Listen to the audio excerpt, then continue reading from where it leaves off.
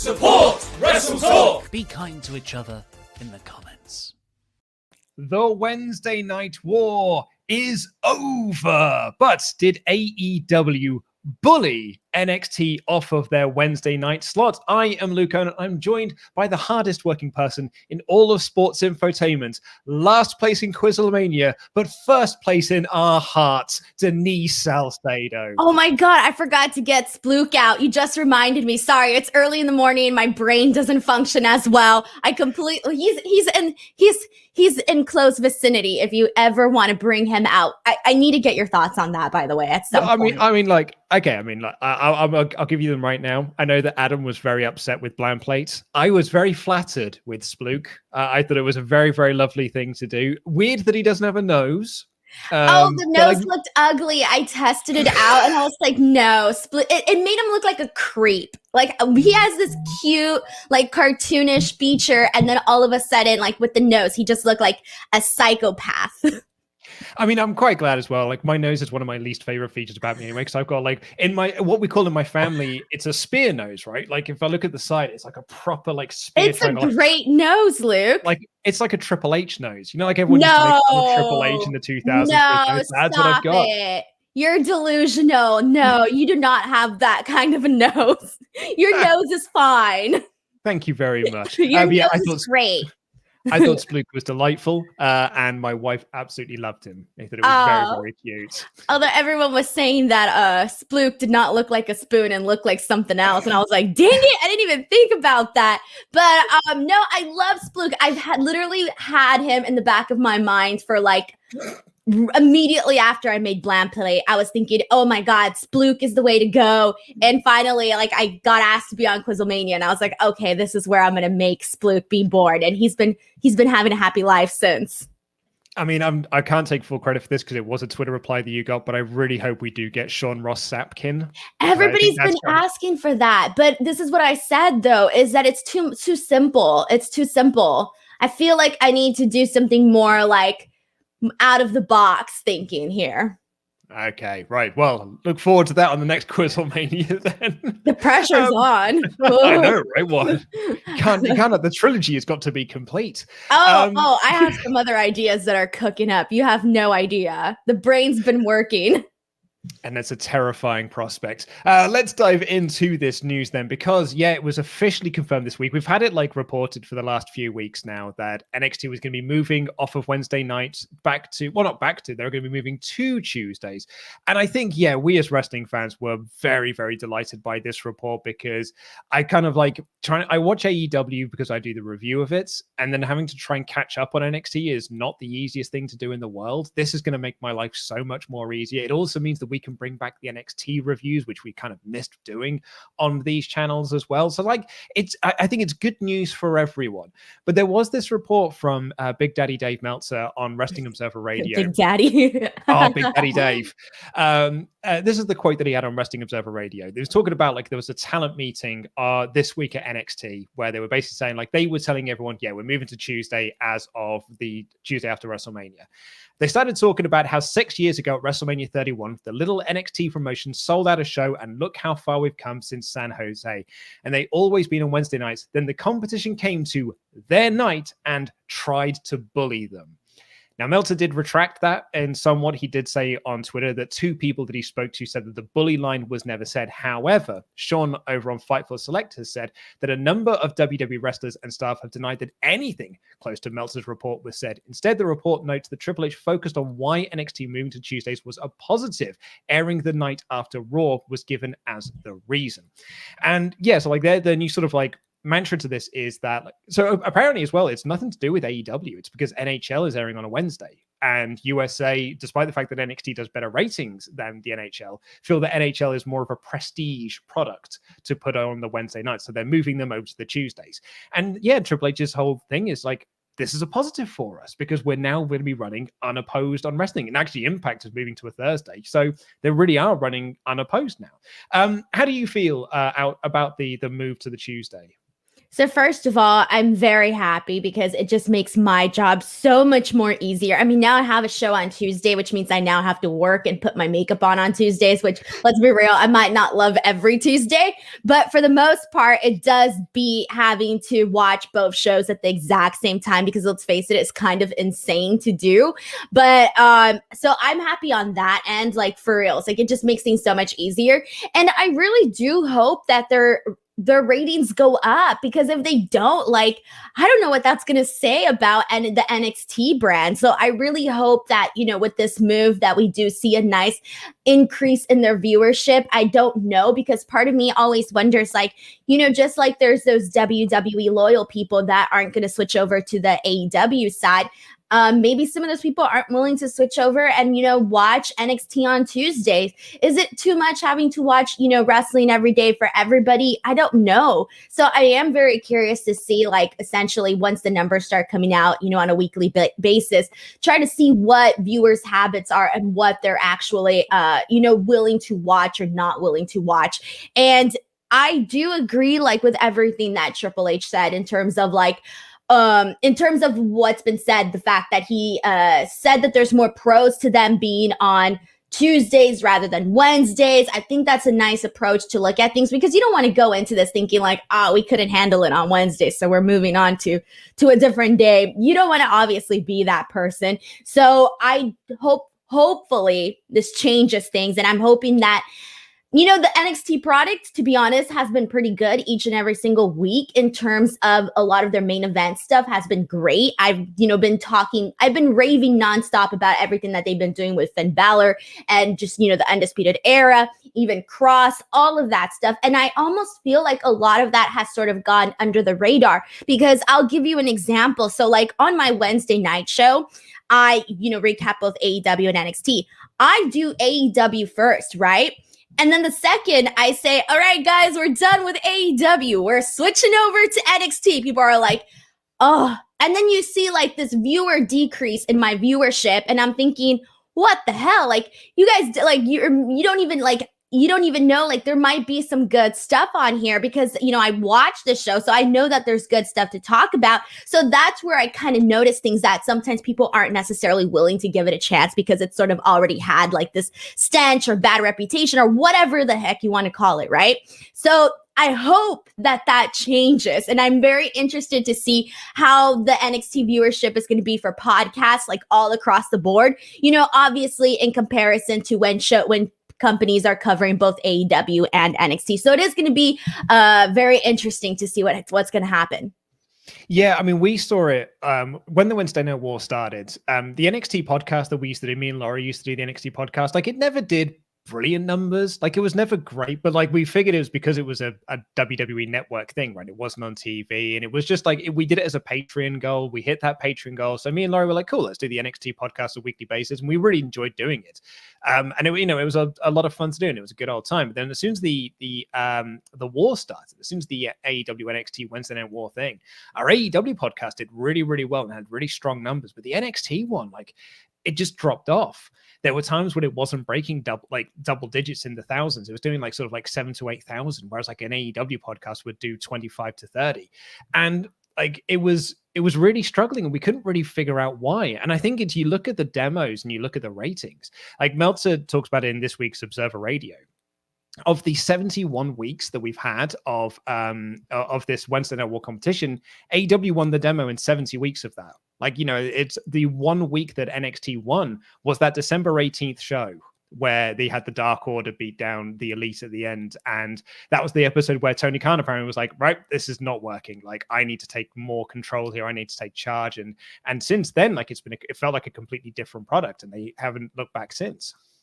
So I'm looking forward to this, because I'm looking forward to having the NXT podcast back again. I'm hoping that it does good numbers for us. And I do expect to see an increase in the NXT viewership. Meltzer kind of expands upon this. Actually, it's a really good Observer this week. If you haven't read it, it's a really, really good one. And he talks about like last year when NXT aired on the Tuesday and AEW aired on a Wednesday, because they had that sort of 2-week run where they were unopposed. AEW averaged 972,000 viewers, while NXT averaged 839,000 viewers. Like, that was a huge increase. Granted, they were stacked shows, but that was a huge increase for NXT, and a great increase for AEW as well. So yeah, I'm really hoping that it does. And I also think that, I don't know if AEW will see it as big of an increase, because I just think that one of the things that you have noticed, or looking through the ratings patterns during the Wednesday Night War, is that the AEW audience will switch over to NXT during ad breaks. But the NXT audience does not switch over to AEW during their ad breaks. They just stick watching it. And they've always had that strong over 50s viewership, right? And that over 50s viewership have been WWE for their entire lives. So they will not watch anything else. So they will stick with that and just move over to the Tuesday night. So I'm expecting to see a really good increase for NXT, and probably a slight increase for AEW in all of this. Yeah, I really hope we do I would like to see AEW be at that 1 million mark every week. Obviously, I don't know if that's going to happen or not, but I really would like it to at least always be around there, because it's just so much better, like for the business, like overall. And like, I seriously, when AEW has a good episode, I get more views, and when they don't, the views decrease. So I'm counting on, the episode of Dynamite to be good each and every single week, because that just helps everybody across the board. And so I really do hope that, this change, obviously, I just hope we see pros out of it, and, just better stuff overall. But it really is two different shows when you watch Dynamite and NXT. They are two very different shows. I think that there is still the element of, we don't know what could happen on Dynamite, versus NXT still feels like you're going to watch competitive stuff. You're going to watch some good stuff on there. But I still do think that they need to add a little bit more of the, hey, you never know what's going to happen on NXT on here. To be honest, that's been like the number one thing that, like, each and every single week, watching both shows at the exact same time, I know that I have to, I know that I can expect something crazy to happen on Dynamite, and I'll expect good quality stuff on NXT. I just don't expect the out of nowhere factor. Yeah, one of the other things that Triple H talked about as like the positive for NXT going to Tuesday nights is that Raw can be their lead-in show. And kind of like, I guess what he means by that is that they can kind of plug on Raw, hey, this is going to be happening tomorrow night, which in reality they could have done anyway. Like, they could have used Raw to be like, on Wednesday night, this is going to be happening, and run some angles and things like that. Like, I know they've done sort of video packages, but they're like USA video packages to be like, hey, on Wednesday night on USA Network, blah blah blah blah. Like, during the commercial, some people don't even pay attention during that, or fast forward. You don't have, like, I was about to say Michael Cole, then, but he doesn't do the commentary, does he? Like Tom Phillips, or like them sitting there being like, okay, coming up on NXT this week, here's a promo video for what's coming up on NXT this week. They've never done that. And one of the things that Meltzer talked about in The Observer this week is that WWE essentially stopped pushing NXT as a third brand when it was during the Survivor Series run, and they sent Becky Lynch to NXT, who was like the hottest thing like at that time. They sent her to NXT for a match against Rhea Ripley, and they still lost to AEW for that segment, which was Nick Jackson versus Rey Fenix. So like for WWE, like there was that coupled with COVID and NXT having their constant breakouts of COVID, and then them not wanting to send any WWE main roster talent in case they got it as well. Like that is essentially kind of what was the final nail in the coffin for WWE, saying that, hey, we're going to push NXT as our third brand. And now it's just a show that we have. You can watch it if you want. I don't know. So what I would really like to see off the back of this is for Triple H to be right here, that Raw is going to be a lead-in show for NXT. The Raw will tell you, here is why you should be watching NXT tomorrow night. Like the next couple of Raws, we should really be getting a heavy push during the show, not just during the commercial breaks. They should definitely be promoting NXT a whole lot more. And see, like every time people were saying like, oh, it's the third brand. It's like, it's on, not it being the third brand, but it's on par with SmackDown and Raw. I was like, guys, it's not. Unfortunately, as much as I would like to see it that way, it's not. And I felt bad because I think a couple of months ago, there was some interview that Adam Cole did where he talked about it not being a developmental brand, not being this or that. And something along the lines of seeing it on par as Raw and SmackDown. And I felt really bad because I was like, no, it's not. It's not. And I hate to be that person. But it was like, I just remember thinking this like several months ago when I saw this quote pop up. And that sucks because obviously we know that the quality is great. That's not being argued whatsoever. The quality of NXT is not being argued. It's more of just everybody knows that the main shows are Raw and SmackDown, and that's just that. Like there needs to be more. I don't even know what the right things to do would be to get NXT to be looked at more like Raw and SmackDown. I don't know, but I still think that there could be work done to make them, on an equal par. Yeah, no, I agree with that. Like I'm so interested to see what this is. But like in answer to the did AEW bully NXT off of Wednesday nights? I don't think that they did. Like I know, like Meltzer's. Oh, you think they did? No, I don't think they did. Not at all. No. And like Meltzer's retracted his report, and like Sean has denounced it as well. So I don't think like that. I don't even think that WWE look at that, and I don't think AEW look that they like bullying them off. I mean, like the reality is, and I think what some people kind of forget in all of this is that the reason why NXT was moved from the network to USA with a 2-hour live show was to damage AEW's products. Like it wasn't to elevate NXT. It was to hurt AEW and hope that the novelty show would wear off and that people would just watch the WWE product. And unfortunately, that didn't happen for them. So, like, your war thing didn't work. Your plan to kind of damage AEW's viewership didn't really work either. So, yeah, just move to Tuesday nights, and hopefully now we can let this flourish and be its own show. And I really hope that this is going to be nothing but good news for NXT, because I miss NXT. Like, and what I mean by that is because I do watch the show. What I miss is I miss network NXT. I miss the WWE network version of NXT when it was like the hottest thing in wrestling. I don't think it's had that since the Wednesday Night War. I don't think it's had that same oomph that NXT used to have, and I missed that. So I'm hoping that we can get that version of NXT back. It needs to get its edge back because it used to be the edgy brand, right? Everybody like, oh, well, I don't watch Raw or SmackDown, but I watch NXT and we're cool, And it lost a lot of that because I think a lot of, what I think it was too? I think a lot of people maybe felt like, I don't know, maybe they felt embarrassed. They didn't want to be cheering for the non-edgy brand anymore. And then maybe some other people were just like, nah, I watch AEW now. Now that's the edgy brand. I don't know. Obviously this is a case per case situation, but it used to be that for a very long time. People would be like, I love NXT. NXT is the best. And, I was at several takeovers and the crowds were insane. And it was something that was seen as cool. It needs to get the cool back. Absolutely, yeah. Well, you've been in touch with us on this topic as well. Jared has said, I get that ratings matter to advertisers, but the system we gauge this on is completely out of date. Almost none of my friends have cable, but still keep up with both AEW and NXT. How do you fix this system? Like, that is a huge, huge question, and one I do not know the answer for. But really, at the end of the day, if like you kind of nailed it on the head right at the start there. Ratings matter to advertisers, and at the end of the day, that's the most important person in a TV rating.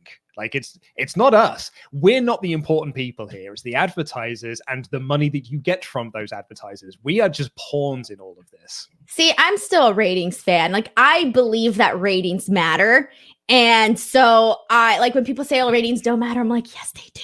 Yes, they do. They matter, okay? And so I was going to get at. And, here's the thing, too, is that for, like, a lot of people are cord cutters. They're not paying for cable. But I've come to realize that not everybody, though. Everybody that I know still has cable. At some they still have cable. It's more of, like, the younger people that are obviously cutting the cord, but based on the people that are like older than me that I know of that are not too old but are older than me, they all still have cable. And so for this long time I kept thinking, oh yeah, everybody's cutting cable, and now I'm starting to think maybe I was wrong because I'm talking to people and they're like, oh, I have cable, and I'm like, huh? Oh, I guess that puts me in the younger category then, because I did cut. Like we moved house and we weren't able to get Virgin Media. Like we were Virgin Media customers. And when we moved house, the place that we've got is just like, oh, they don't serve Virgin there. So you could get Sky. And I was like, no, well, I don't want to give Sky any money because they're awful people. And I was like, you guys hate Sky? Yeah, oh yeah, I'm not a Rupert Murdoch fan. Oh. And so like, no, I don't want to give him any money. So I was like, well, we're not getting Sky then. So I just said to him, I was like, well, we just won't get it then. Like, why are we spending £80 on Virgin? We're not watching it. So we don't even have Freeview in our house anymore. We literally just have my PlayStation with BBC iPlayer. That's free. 4OD. That's free. Netflix and all the other ones that I pay for. That's my TV now. So I did cut the cord. So I'm clearly one of those young people that you spoke of.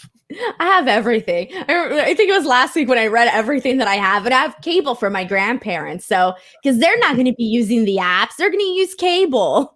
Oh yeah. Chris says AEW does a better job of lead-in in promoting AEW on Impact with Tony Khan's paid advertisement than WWE has ever done promoting NXT. And Ever the Villain said, this week we've seen cuts coming to Brian Zane's review and Cultaholic. Is WWE's declining viewership hitting our favorite commentators? Yeah, that's an interesting one. Yeah, like Brian Zane's kind of cutting back, and obviously Ross is doing is not doing WTF stuff anymore. I mean, we're still doing what we're doing. So I don't know on that stuff, but yeah, like there are a lot of people who are just like kind of done with it. And there are some people who are just like, I don't want to watch this product anymore. I mean, what do you? Wait, how do you? so I don't know what's going on here. What do you mean by cuts? Like monetary cuts or what? No.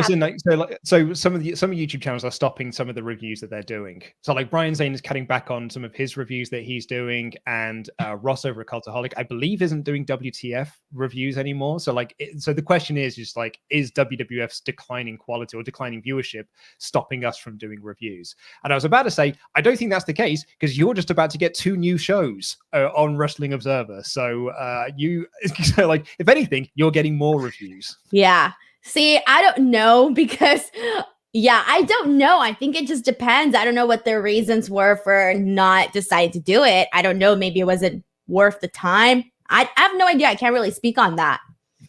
Also, just to clarify as well, yes, Jim, BBC iPlayer isn't free. You do need a TV license for it. Don't worry, I pay for my TV license.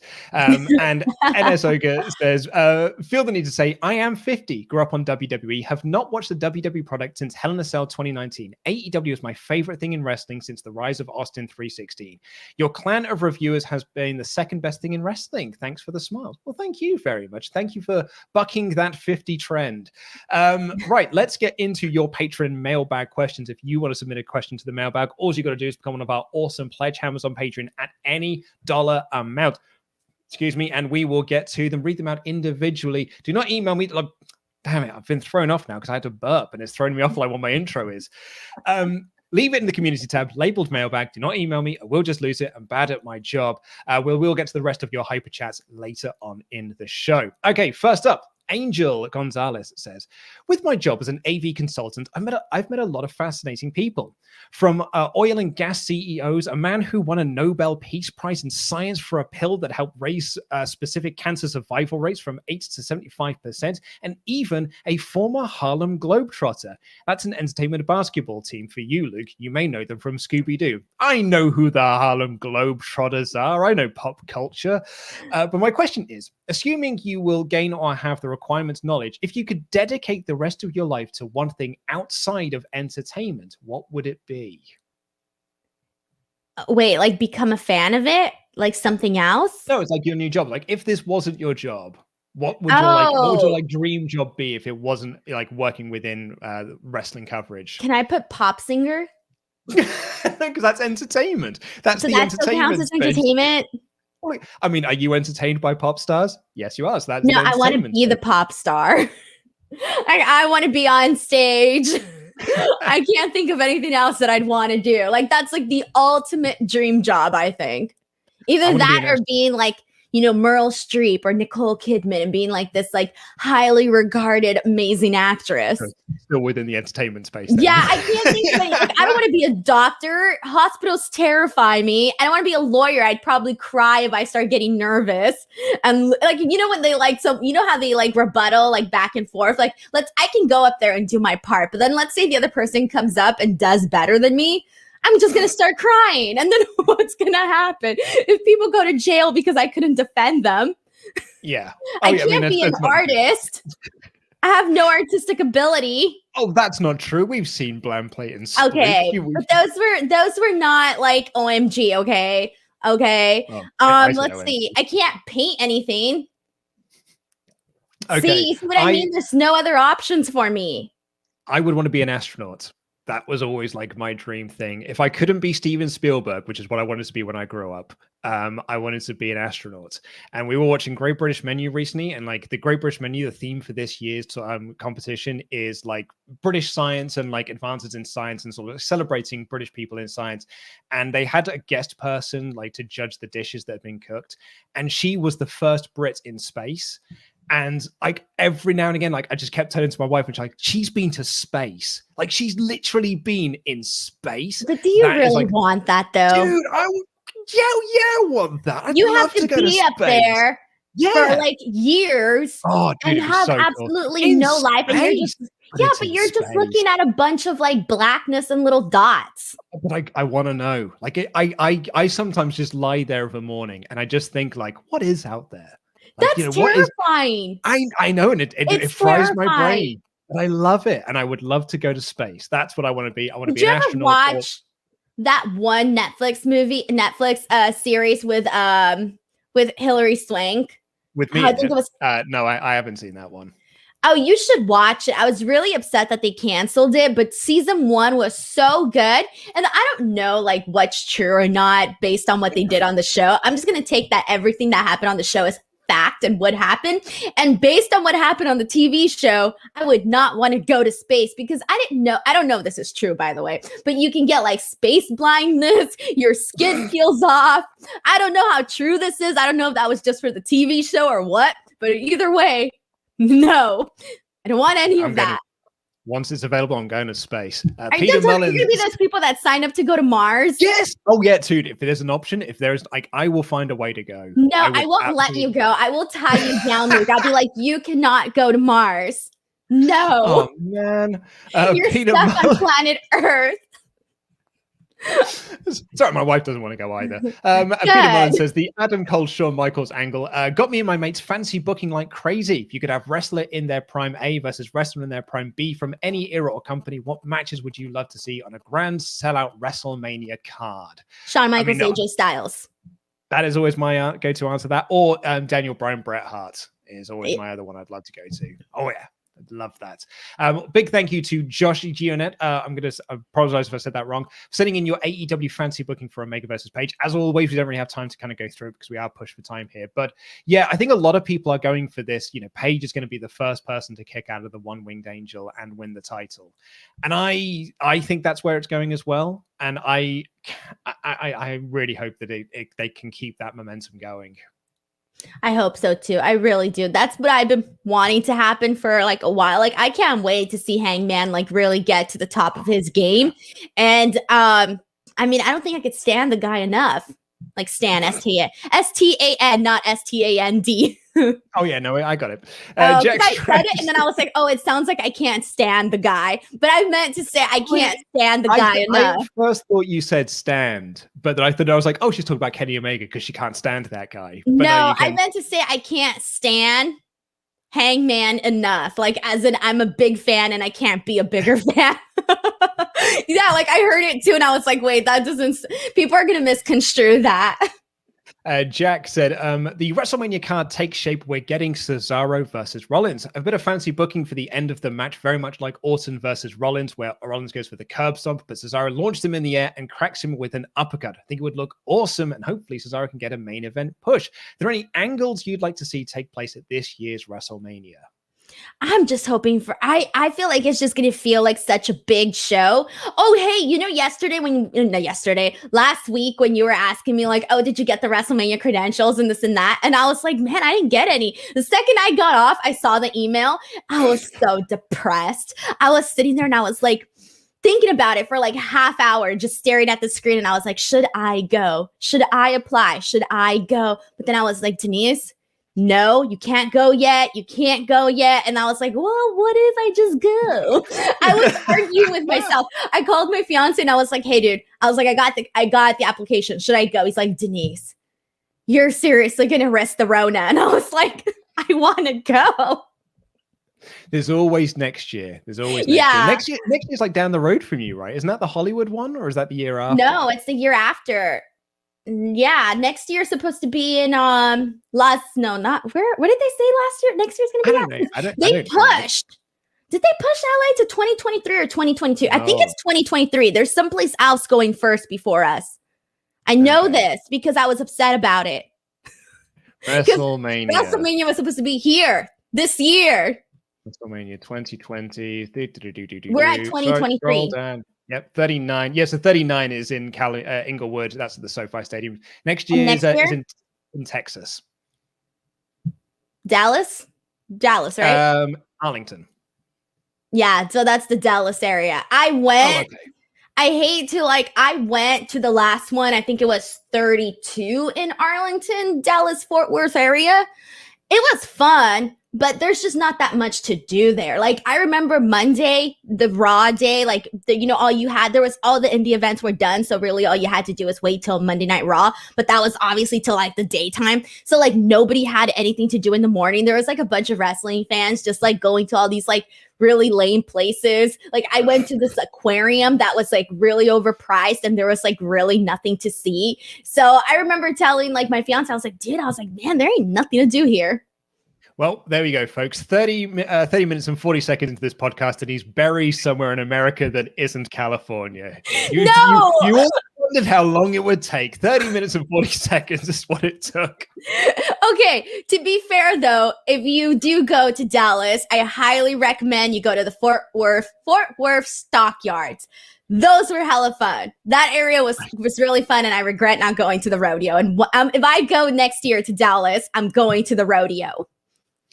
Chris says, hi, Luke and Denise. I've been seeing a lot of people say they don't watch actual Raw and SmackDown. They just watch review shows or clips on YouTube. So my question is, do you think people not watching the full show week to week is why people don't get some of the stories? It would be like watching Endgame without watching all of the MCU. I think if people would watch this show and then not like it and then maybe they'll form their own opinion and not just go with a crowd that don't follow the shows. Yeah, I could agree with that because like there was a while like before I started doing all of this where I wasn't watching religiously, but I would listen to Wrestling Observer Radio where they would talk about Raw and I'd be like, all right, that's what happened. Cool. And that was it.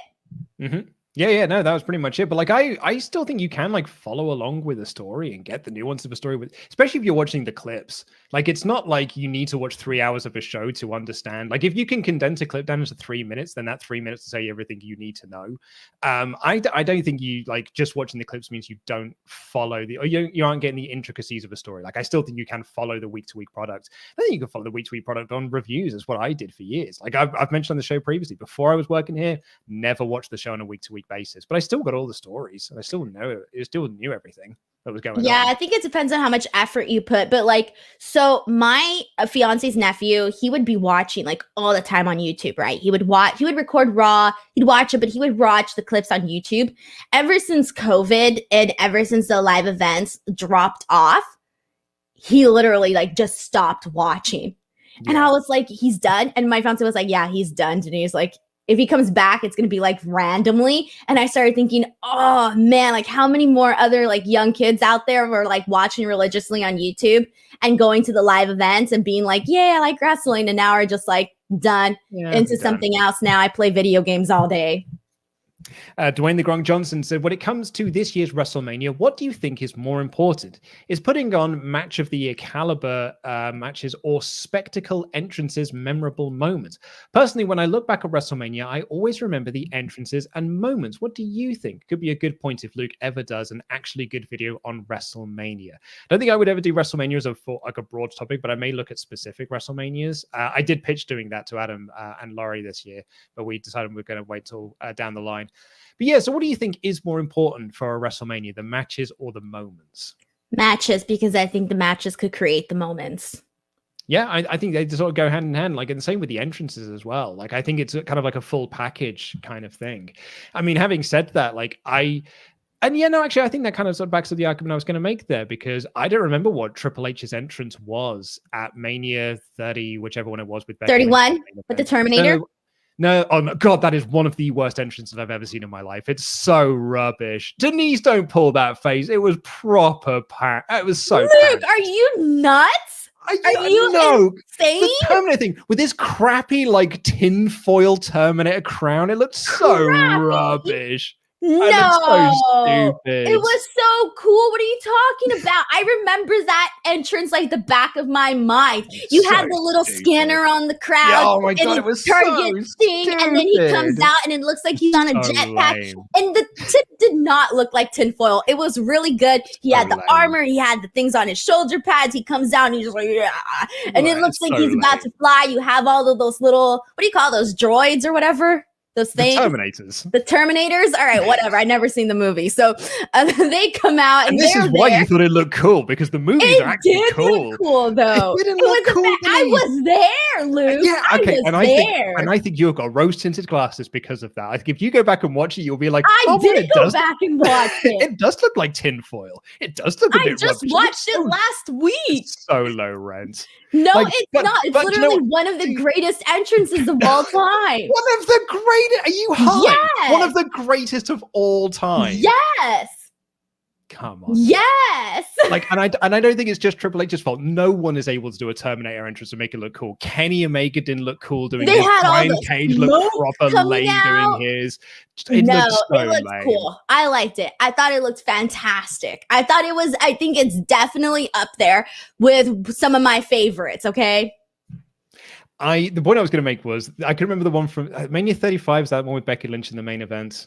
Is that 35? Yeah, that's the rest. That's the one where he did Mad Max, or like a Mad Max theme where he came out in the. I was gonna say I thought that was the one with this, like with the Stephanie entrance where she was on the stage at WrestleMania 32. No, that was the other one, because there was WrestleMania 30 where she was in the ring and she introduced him as the most powerful man in wrestling in WWE, excuse me, and that's actually my favorite. That's the one where he comes out with the gold mask and all of that. And then there's the other one where Stephanie's like in this graveyard thing. Yeah, like she's standing in this graveyard and she has like this long like speech. And then there's the other one that WrestleMania 35, I think is the one where he came out with like the Mad Max car. And then there's the graveyard one is the one where he comes out with the motorcycle. And then that's what I thought was the Mad Max one. But like the point I was going to make was I don't remember that entrance because his match with Batista was so boring that I actually forgot like everything that happened around that match. So I think you do need to have like the full spectacle and match to create the moment so that you remember the whole like kit and caboodle. I hope here we go. I have this down here. Here we go. I have the full thing. All right. So WrestleMania 31, we had the awesome Rusev entrance. WrestleMania 2 was the one John Cena Triple H where they both had those really good entrances where Cena's entrance was with like the gangsters and the stage rises and the car comes underneath. And then and then Triple H that year was the one where, let me see, it was like a battlefield. Okay, sorry, I don't know why I have all this stuff down here, but okay, so the 22 one I think was just a throne one. 25 was the one where Shawn Michaels comes down from like the ceiling. 32, that's the one where Stephanie starts off wearing the Triple H match, and 32 is the one where she's on the stage, on the stage thing there. Yeah. 33, Triple H and Stephanie ride in on a motorcycle. 35 was the Triple H Mad Max one. Yeah. On a motorcycle. Yeah. And then basically like if it's on a motorcycle, Triple H was probably there wearing a goofy mask. It's not as cool as he thinks it is. Or Denise thinks it is. Callum says, I'm just moving on now. You know Callum says, no, I will fight you to the end of days for that, okay? WrestleMania 31 entrance was fantastic. And it was that arena was so full too. Ooh, it was packed. There's so many people there.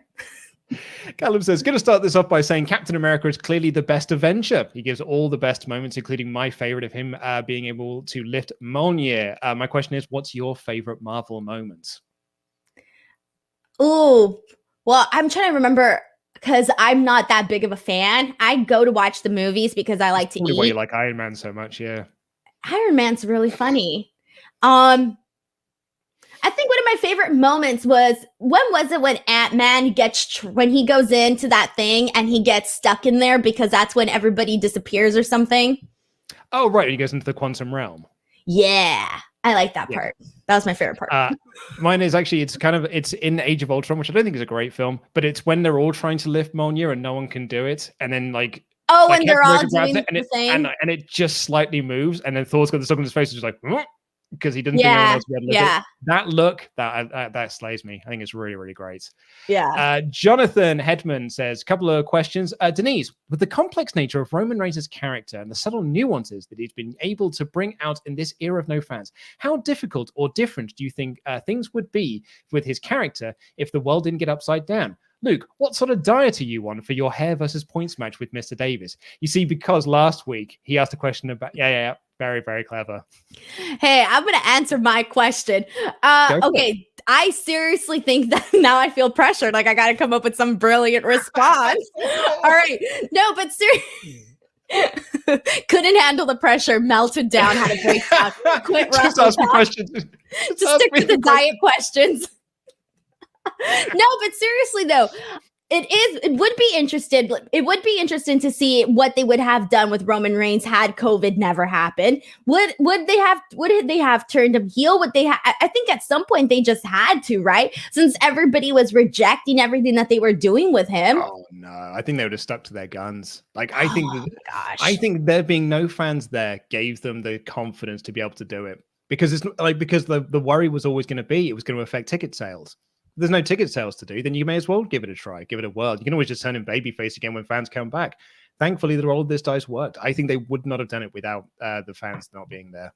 See, I just feel like, but it's kind of like people say, like, oh, if you keep doing things over and over, you're crazy because it's the same result over and over. So, like, in my mind, I think, like, well, don't you think at some point they would have said, hey, this isn't working? Don't you think common sense says at some point this ain't working? Denise, you'd have thought that 5 years ago, and yet here we are, like, the same situation. But I'm very curious to see what it's going to be like once there's people there, because he's really going to have to, I think, push it to another level to be disliked by the people, because, hey, people cheer for the bad guys. I cheer for the bad guys.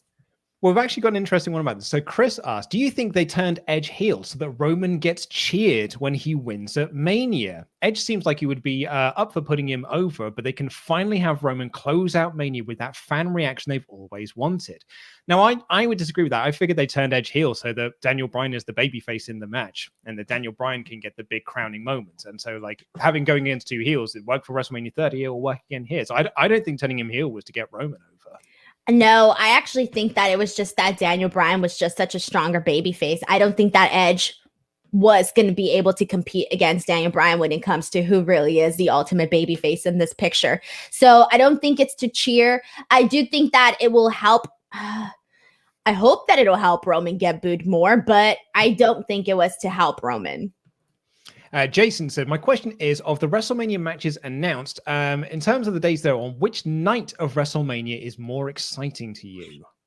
Ooh, I need to pull up the list of who's on what. I know that somebody posted like this really nice graphic, and I think when I saw the graphic, I was leaning towards night 2. So night 1 has got Sasha Bianca, Bobby, Drew, Bad Bunny. Oh yeah, night 2. I remember night 2. New Day, AJ, Braun, Shane, Cesaro, Rollins. Yeah, so night 2 is Roman, Edge, Daniel Bryan, Asuka, Rhea Ripley, Fiend Orton, Big E, Apollo Crews, Kevin Owens, Sami Zayn, Riddle, Sheamus. It's tough. I don't know. Like night 2 does seem to be that does jump off the page to me. But then like night 1's got Cesaro, Rollins. It's got the match that I'm genuinely the most excited about at WrestleMania, which is New Day versus AJ and Omos. And it's got Bobby Drew, which I'm into, and Sasha Bianca. So I don't know. I think I am leaning more towards night 2, but that's not to say there's bad stuff on night 1. Yeah, I'm more night 2. Like I just like looking at everything. I feel like I have a little bit more excitement for night 2. Wrestling Wriggle says, my wife started watching wrestling with me a few years ago. When the Fiend character started, she was terrified and would not watch. But after current events with the Fiend, she literally stood up and said, this is stupid. I guess my question is about booking. Do you think others, meaning Vince, are having more input on characters, or is this all still Bray? Oh, they obviously have the input. They have to. But like Vince has always had final say. So like even when we loved the Fiend, like, you know, pre Hell in a Cell, that was all still Vince. Like Vince is signing off on all of this. So like none of the Firefly Funhouses would have happened if Vince hadn't signed off on it. So it is still Bray. It's still Vince. It's just this is the direction they're going with. And it's just not working. It's not working for me either. Duncan said, saw a tweet the other day that if the three faces of Foley had a cinematic match, who do you think would win? Ooh, I would go with Cactus Jack.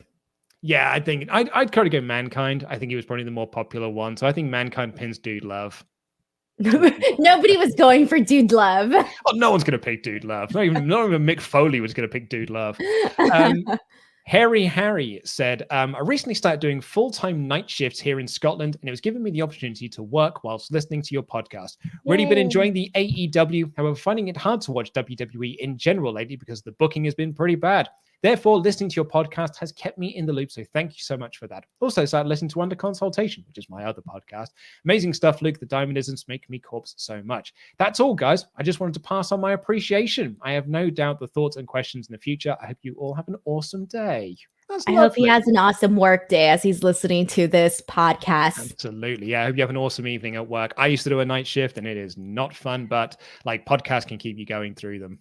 No, I wouldn't have I can't. I'm the type of person that cannot function at night. I worked Black Friday one time, like years ago at night.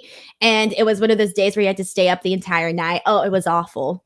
I'm going to show my age. I'm going to show my age here, but like when I was doing my night shifts, podcasts weren't a thing. And I had I had an iPod. That's again to show my age a bit more. So I would like download. So what I used to do is I used to torrent's bad, kids. You shouldn't do it. But I used to torrent shoot interviews. What's torrents?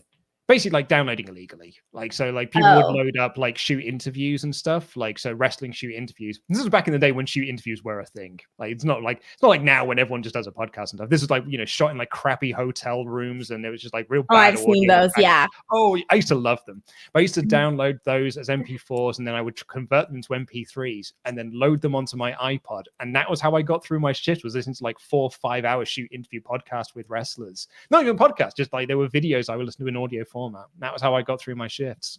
Yeah, you're showing your age right about now. For me, I remember when the iPod was the thing. I remember I was in New York and I was in the subway, and I remember sitting there because I didn't have an iPod, and everybody had an iPod. And I remember praying. I was inside my head. I was like, God, if I get an iPod, that's going to change my life. I'm never going to ask for anything ever again, and my life's dreams will all come true.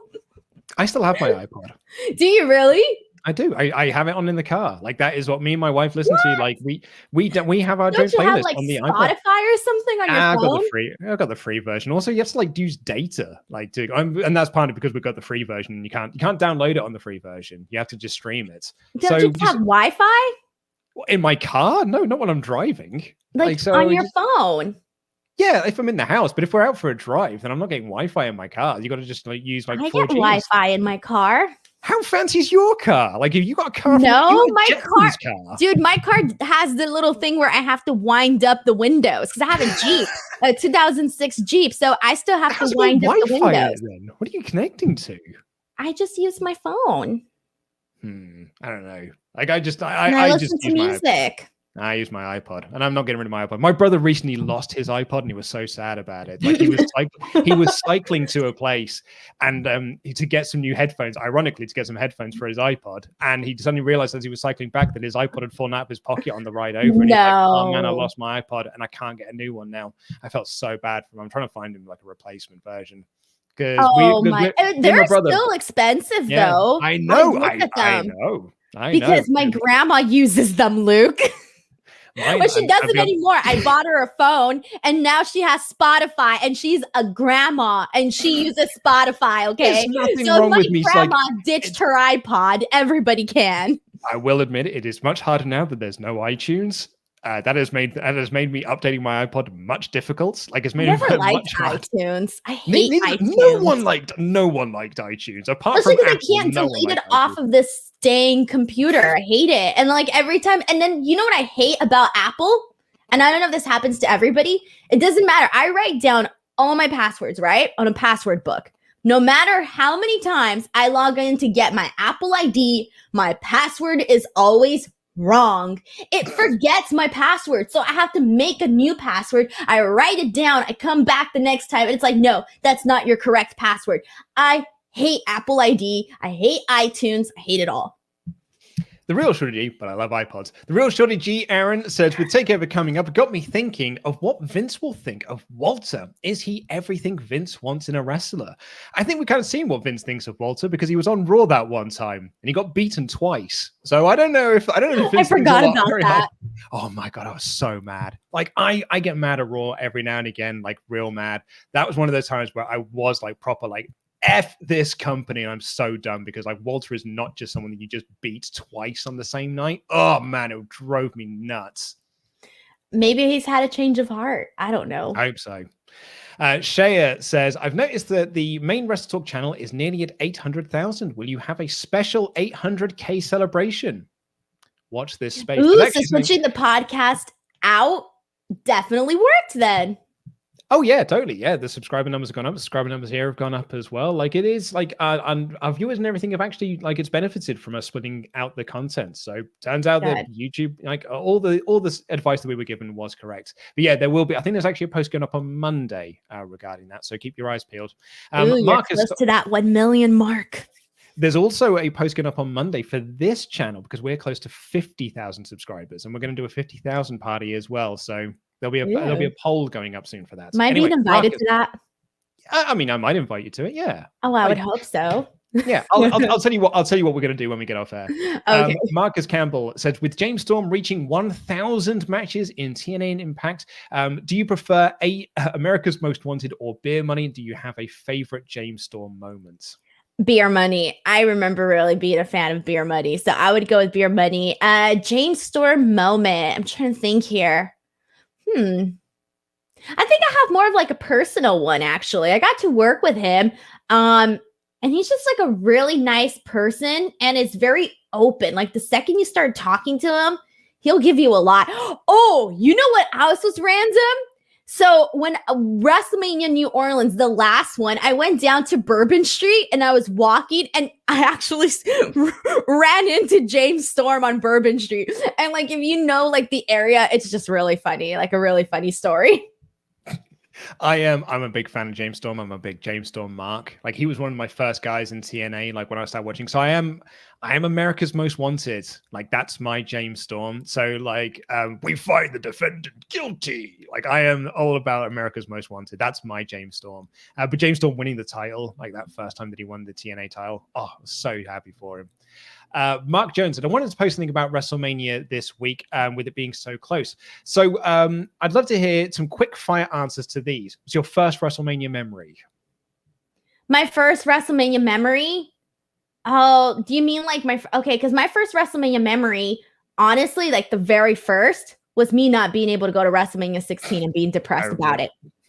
That's really sad, but that's my first WrestleMania memory. Like, but on screen, on TV though, I remember a lot of WrestleMania 17 because that was the first WrestleMania I actually watched. So I remember that, but I remember a lot of the hype leading into it more a lot of times than the actual event.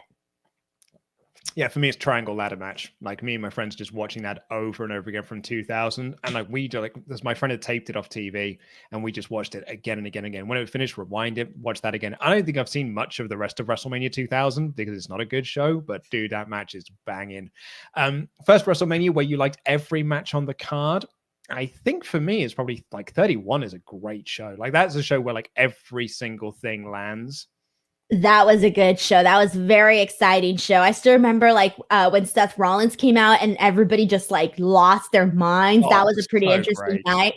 But I don't know. I feel like there's always been, for me, like I feel like I like stuff, not necessarily because they're the greatest matches. It's more of just like the feel of like the event. So I would actually go with 31 felt really good, but I'm going to actually go with 32 just because I remember having a really good time. 32. Is that the one with Dallas? Roman? That's such a bad Mania. But I had a good time though. Show.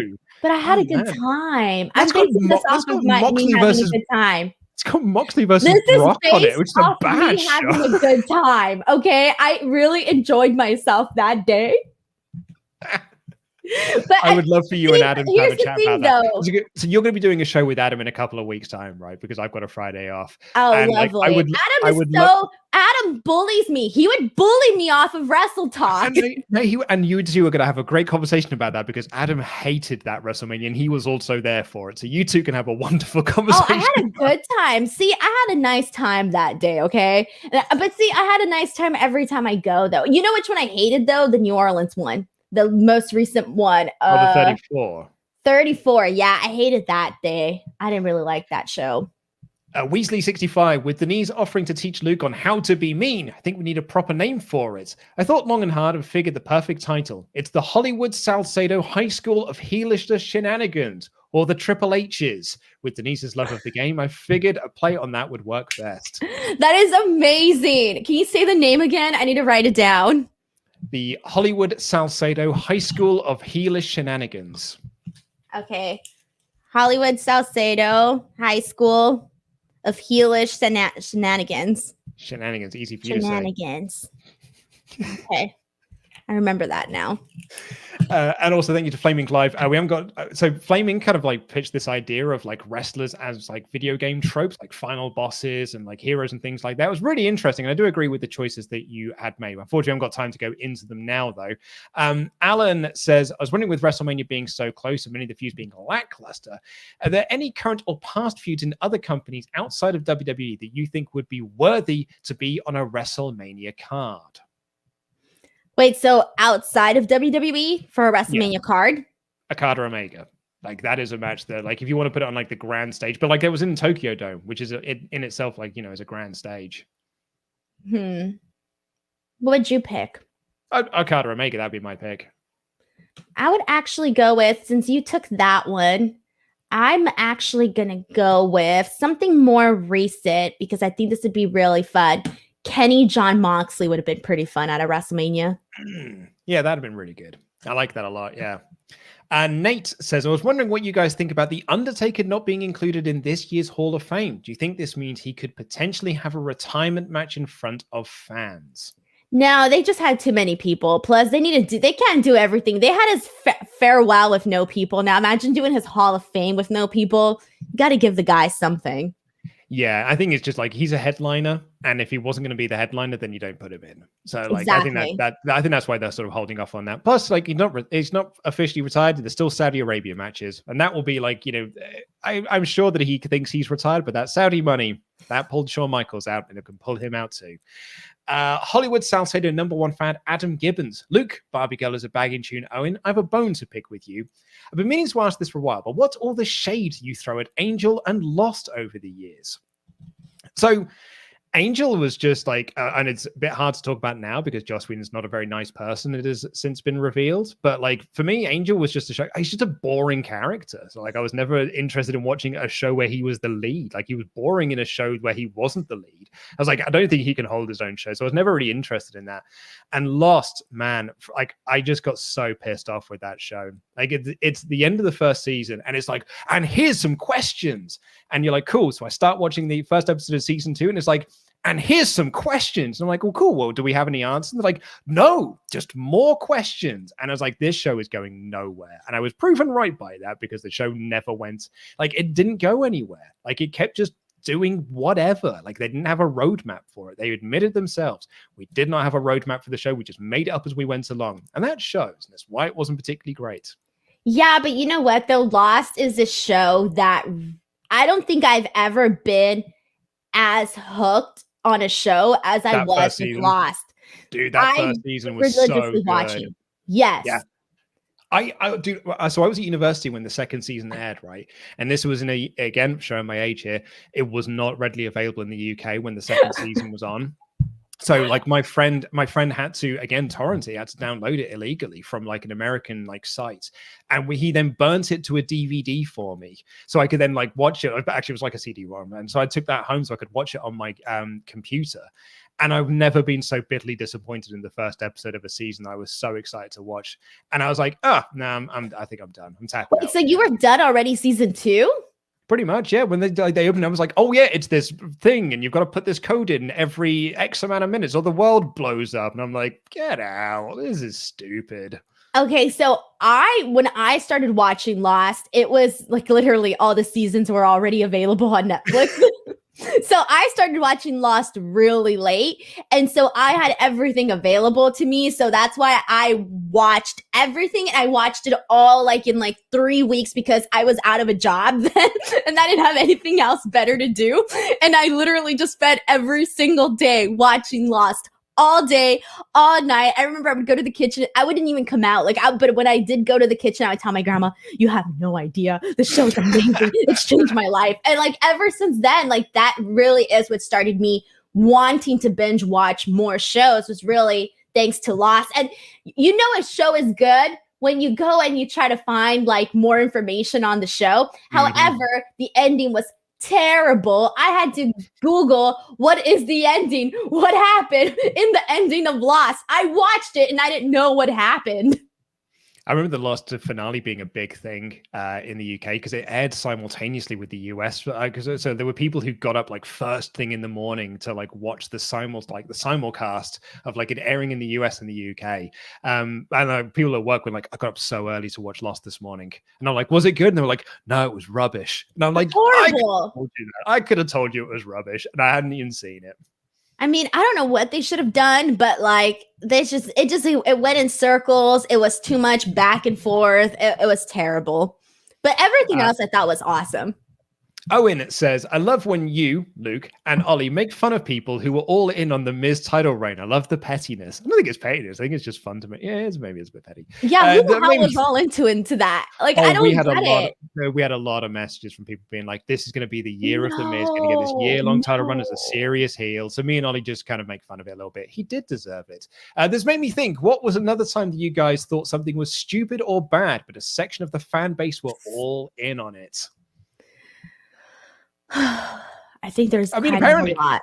Apparently for me, like just because I saw the comments as were coming through, it was Triple H's WrestleMania entrance when he came out as the Terminator, and I thought it was dumb. And everyone in the chat was like, "No, dude, that was cool." I was like, "I thought it was pretty lame." See, I can't see the chat right now, so like I didn't know this. Thank you, chat. Thank you. I would like to thank my mom. I think that's my answer. No, I never win anything. This is it. This is peak right here. Wrestling Talk Sign Guy said, "Last week Denise talked about not being able to go to WrestleMania this year, and I'm curious why, and if Luke would if he could." I'm not fully vaccinated yet. Yeah, that would be my answer as well. I'm not even going to the office until I'm fully vaccinated. I'm going to see like my sister-in-law this weekend because we get to sit outside in a nice park and stuff, and I'm looking forward to that. But like, I'm not doing anything that is like anything like going to an event or anything like that. Yeah, so I am fully. I finally got the first vaccine. I saw. Congratulations. Yeah, and like I've been feeling fine. My fiance was like really tired though. He was so tired. But me, I was like, well, I did Quizlemania that day. I did my show. I was like, what's up? It was crazy though. It was a crazy experience. Were you Pfizer or AstraZeneca? No, so we don't have AstraZeneca here. We have Pfizer, Moderna, and the Johnson & Johnson one. So I did the cool. Pfizer. Okay. Yeah, but the lady didn't give me a good job though. We did a drive-through and she was like, do your arm like this, do your arm like that, relax your arm. And I was like, okay. And she's all rested on here. And she kept moving my arm. And she's like, no, like this, like this, like that. And then finally she got it. And then afterwards she did my fiance and she's all, good job. And I was like, I did not get a good job. So I think she was frustrated with me because I couldn't get my arm in the right position. But it's because I'm tinier. Okay. I'm going to sink down. She had to actually like go in there and like, go in there, like it was different, There. I put the ass in cerebral ass in. It says, as someone who is a big fan of NXT, I've been disappointed with the drop-off in quality through 2021, and it's affecting my hype of TakeOver, especially Cole and O'Reilly. I can't understand. I could understand and was really invested in the Undisputed Era breakup back in December, but the storyline doesn't seem to make sense anymore. With how much you and Denise have been enjoying the feud, can you tell me what I'm missing? I think it's more of like the backstory of it all. I think it's more of like, did you see the last video package that they did on NXT for that? Because that was really good. And I think up with it, yeah. So I would recommend this. Like, just watching that one video package, I feel was sort of summarized everything for you, because then he went back and he started saying that really that being in the Undisputed Era was holding him back, this and that. He starts saying how Kyle O'Reilly. I do that. Kylie. I do that a lot on those shows. I keep calling him Kylie O'Reilly. All right, Kylie. How was Kylie's fault? How Kylie made him realize that. I'm just going to call him Kylie. All right, so call him Kylie, it's fine. All right. Anyway, so he basically talks about how he helped them realize that. And they go back, they show like the footage, they show like these pictures of them essentially being brothers. And so this is more like, brothers that essentially like one turned his back on the other, but he doesn't see like what he did wrong. And even if he does, he doesn't care. So I kind of like that aspect of it. And also like just knowing what adds to it too for me is knowing that in-ring wise, you're going to get a hell of a match. So like that, plus the fact that they have the backstory, plus the fact like when they did the signing, when they did that signing with William Regal and all of that, they had an awesome back and forth promo. So they've been bringing it for me on all ends of the spectrum where they need to bring it for me to get excited about this match. And really, it's one of the matches that I'm most looking forward to come WrestleMania. I mean, a lot of the matches that I'm most looking forward to are taking place on NXT TakeOver. Oh, yeah. But regardless, I cannot wait for that. Like, can't wait. I'm really excited for that. I don't even have words for it. I just hope that I hope we're talking about it as much as we were talking about Walter and Ilya Dragunov. I hope we're talking about it on the way that one was being talked about. Josh said, apologies if this has been asked already, but I was wondering if you remember the first match or moment you saw as a wrestling fan. For me, it was the Battle Royal at the Royal Albert Hall on VHS when the British Bulldog won a Battle Royal. That was mine. I don't remember, because when I started watching wrestling, I was just doing it as a job to record for my uncle. I've said this story. I just went in there and I was like, record. And I was like, I didn't even know what I was watching. I didn't even really know what wrestling was. Jericho said, I'm not looking forward to this year's WrestleMania as the booking has been awful. I just don't care anymore. I know the matches will be good and I don't blame the wrestlers. I just feel bad for them. Looking forward more to Double or Nothing. How are you guys feeling about WrestleMania? I was saying this, like, I feel like they could have done a better build for so many stuff. And I mean, we could talk about that over and over. But I think now that we're getting closer, I'm not as excited as I was for some of the other ones. And maybe also I have a little bit of FOMO, because I'm not going. So I do kind of feel like shitty about that. But I was all right. Thanks for swearing, Denise. I got a sense of that now. But I added itty. If I add itty, it's a nice swear. I didn't say the ugly version of it. I said itty. No, I added itty. You made it cute. Yeah, I made it cute. Itty. Great. Now I feel itty about that. Oh, it's fun. I can't do nothing right. I love having you on this show so much. This is my favorite part of the week. Alex Kirkman says, I think for me, actually, with WrestleMania, it doesn't feel like it's WrestleMania at the moment. Like, it doesn't. It's going to feel like it that week, though.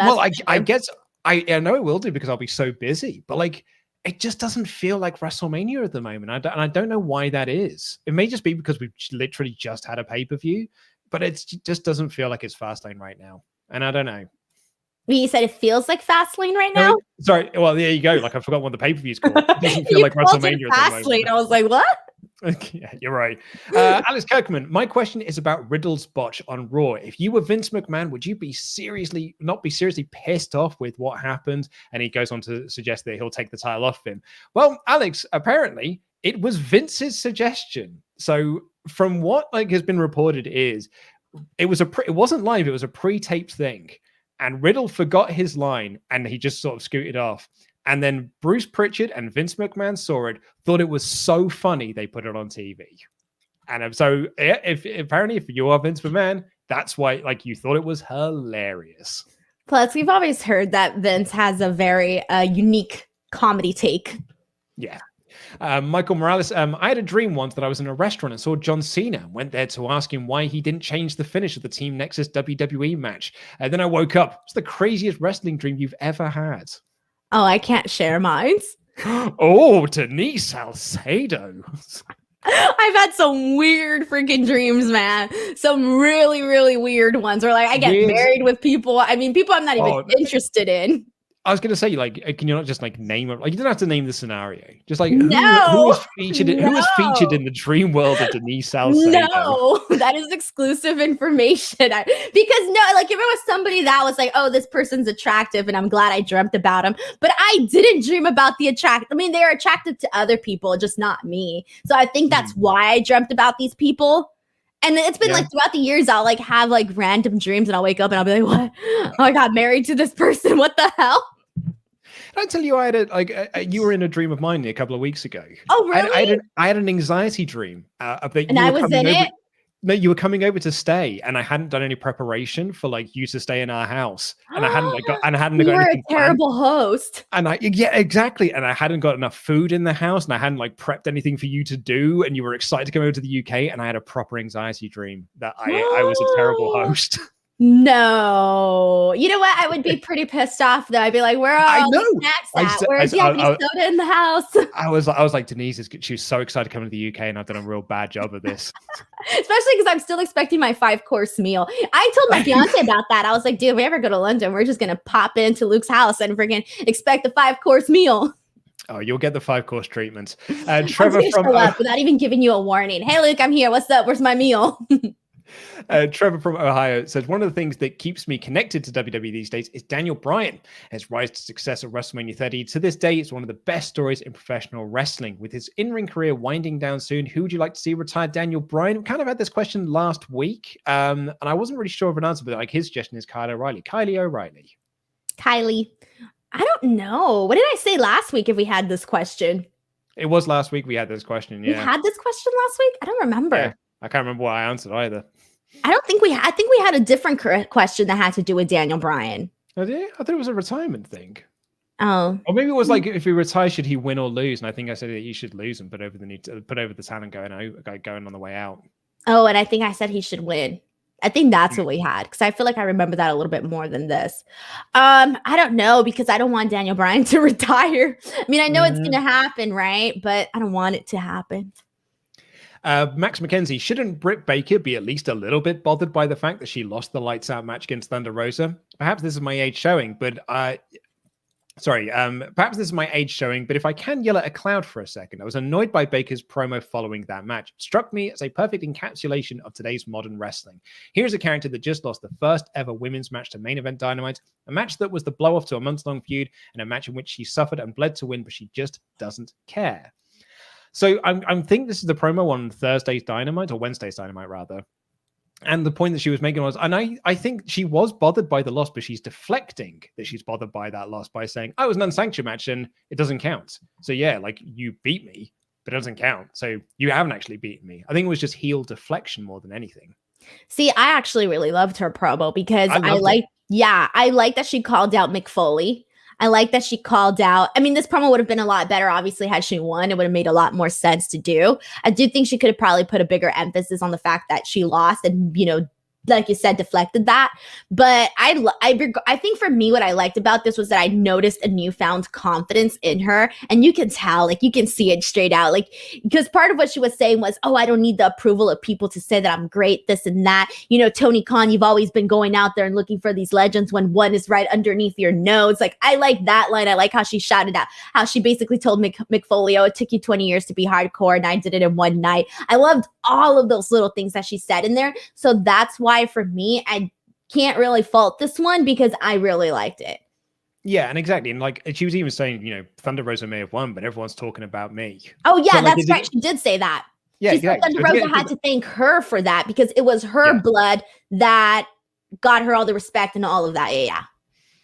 Jack says, hey guys, now that WrestleMania is approaching, I can't help but notice there's no matches on the card that feel special. Makes me really miss Brock Lesnar. Beating him is almost bigger than winning a world title these days. My question is simple. What would you do with Lesnar on his return? Dude, I look, I see people hate Brock Lesnar and all of this, and I just don't get it. I get it, but I don't get it. I'm a big Brock Lesnar fan, and he can literally have a match with whoever, whatever, and it will be exciting. That's just what it is. And my answer is going to be Bobby Lashley. I'd love to see Bobby and Lesnar go at it. I think that's a match that we haven't had, and I think that would feel big time and special. Our next question comes in from Sofia Bonilla, DWOEVP. It's in Spanish. I've sent it to you as a private message if you could care to translate for us. Okay, she says, buenos, Denise. ¿Serías Godzilla o Kong? ¿Quién sería Luke? ¿Y crees que le ganarías? Luke, crees que tienes razón. Okay, so she wants to know if you're Godzilla or Kong and who would win and why. Godzilla, Team Godzilla, where's my thing? I don't know.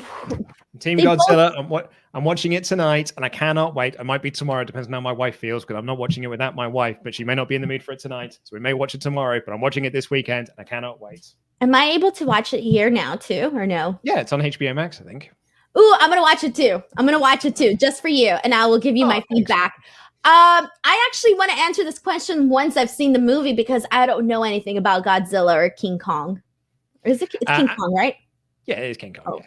And Philip O'Reilly, last for our Patreon questions, says, hope you're having a great Easter weekend. I just wanted to ask if there's an NXT review next Friday, will you both be off for a week? Also, I can have a birthday shout out because it's my birthday on Saturday. Of course you can have a birthday shout out. Happy birthday, Phil. Happy birthday, Phil. So next week, myself and Denise will not be here for the magazine show because I didn't know that. I know. I was meant to tell you before. I just found out right now. I know. Well, I meant to tell you before we came on air, and then we were talking about your McDonald's breakfast instead, and I got completely sidetracked. Wait, so what's going on next Friday that we're not going to have a show? Because it's the NXT TakeOver Stand and Deliver review. So Peter and Tom are going to be reviewing that. So we won't be on next week, and then the week after that, it's going to be you and Adam, because I'm not going to be around. So you're returning, but yeah, so it's going to be. This is our last show together for 2 weeks. Oh wow. Okay. Bye, Luke. You're stumping me like that. Bye, Luke. How sad. Thank you all so much for your Patreon mailbag questions. We're going to fire through your ultra chats now. Total Destruction says, an idea for Denise, Sean Ross Dab, a dabbing trucker with the slogans truck that truck or out truck everyone. Thanks again for cheering me up. Had quite a bad week and it's only Wednesday. Well, now it's Friday, so it's all good. Yeah, I hope it's gotten better at least. Michael Dominguez, will you at WrestleMania Edge will at WrestleMania Edge will have both guys down, go for the pin, and Rollins will out of nowhere curb stomp him to set up their SummerSlam feud. It'll be Rated R versus the Architect, or WWE will put them in a crap team called Rated Architect. Who have you got for your NXT call-ups post WrestleMania? I don't think there'll be any call-ups after Mania at this point. I don't know, but I don't want to see Edge win though in that scenario. I don't want to see Edge win. I don't know why. I just don't. Blake, hey Denise, after Blamplate and Spluke, will there ever be the debut of Ollie Pop? Oh no, I have something else for Ollie. Just know yes, Denise, you rock. Luke, have you seen Godzilla vs. Kong? I haven't yet. I'll be seeing that this week. Michael Dominguez, Denise, I went to Abraham, Chorritos, Torrance, and Pomayana. I hated it. Therefore, I hate all of California. Does that wait, where did he go? Say these names again. I'm going to just copy and paste them because apparently maybe I'm saying them wrong. Yeah, I was like, what? Alhambra, Cerritos, Torrance, and Pomona. All right, first of all, there's only so much to do in those cities. You got to go to more places, bro. Like, I ain't going to Pomona other than to the OC Fair. There's nothing to do in Torrance. Cerritos, there's just a mall. And Alhambra, you really just go to hike. So I would say you have to go to different places. Well, Michael Dominguez's point here, Denise, because he's obviously clearly a proud Texan, said, I went to those places. I hated it. Therefore, I hate all of California. Bro, Denise, let me finish. I'll breathe. Therefore, I hate all of California. Does that put into perspective you're thinking of Texas? Dallas isn't Texas. It's generic cowboy Texas, but a world apart from Austin, San Antonio, and Houston culturally. All right. I went to Houston. I went to Dallas. I went to all of, I think it was Laredo. I went to all of these places and there was nothing, zilch, nada to do there. Passionate Kiss said, hey, Luke and Denise, are you more a fan of DC or Marvel? Personally, for me, it's DC. I've always been a Marvel kid, but you can't beat Batman, dude. It's the best comics. I think Marvel. Ricardo Holt is a father of 4. Lego are my personal hell. Elf that powerboat. Chucky T is a maniac. Vash, I used to follow WWE consistently at work, watching on the hotel lobby TV. It wasn't until I started watching on mute that I realized how hollow it all was. Does that prove the work rate should be the focus if commentary doesn't add anything? All right, I'm sorry. What was this question again? So he used to watch WWE at work on a hotel lobby, and it was on mute. Now he's not watching it on mute, and he realized the show is quite hollow. So is he saying, like, does that show that the work rate should be the focus? I don't know. I've never watched on mute. I don't know how anyone could watch on mute. That sounds incredibly difficult. Oh, I basically watch it on mute. Like borderline, when I'm doing live reactions, I'm not listening to the commentary because I can't hear it because I'm like focusing on like talking to my friends. No, I need to hear it. I need to hear what's going on. I need to hear the sounds. I need to hear the reactions. I need to hear everything. David Evans, hi, Luke and Denise. I'm enjoying getting to watch the two of you live for the first time. Usually on a Friday, I'd be working. Keep up the good work. Luke Rupert Murdoch hasn't owned Sky for at least 2.5 years now. I still have 0. I'm also, David, is so expensive. So expensive for channels I'm never going to watch. Vash says, Luke and Denise, have you heard of a show called Person of Interest? That's my show recommendation if you haven't seen it before. I've heard of it. I've never seen it. Yeah. Projection 2K, Jericho is going to be on the next Broken Skull Sessions. WWE just tweeted it. What? What? Is this an April Fool's joke? Because April Fool's is already over. Yeah, right. No fooling. You're going to get it. I Am Jericho joins Steve Austin on the next Broken Skull Sessions, premiering Sunday, 11th of April on Peacock TV. Oh, yeah.